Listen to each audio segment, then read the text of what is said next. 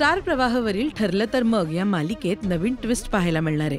मधू भाऊंना विलासच्या केसमधून बाहेर काढण्यासाठी अर्जुनला महिपत आणि साक्षीच्या विरोधात पुरावे सापडलेत. कोर्टाची फसवणूक केली म्हणून साक्षीला अटक करण्यात आली होती. तिलाच सोडवण्यासाठी महिपतनं अनेक कारस्थानं केली होती.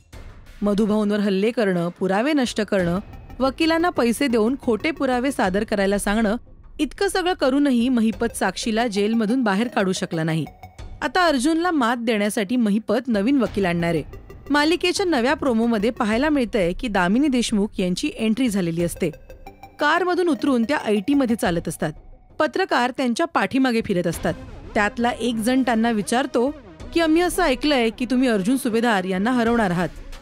त्यावर ती म्हणते, मी ॲडव्होकेट दामिनी देशमुख ही दुसऱ्यांना हरवायला नाही तर स्वतःला जिंकवण्यासाठी केस लढते. साक्षीच्या विरोधात असे एक पुरावे गोळा करून आपण ही केस जिंकू शकतो.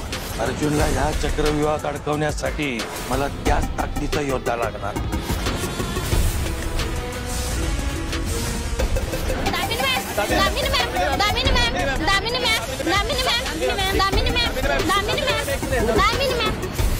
दामिनी मॅडम, आम्ही असं ऐकलंय की तुम्ही ॲडव्होकेट अर्जुन सुभेदार यांना हरवणार आहात. ॲडव्होकेट दामिनी देशमुख दुसऱ्यांना हरवायला नाही, स्वतः जिंकण्यासाठी केस लढते.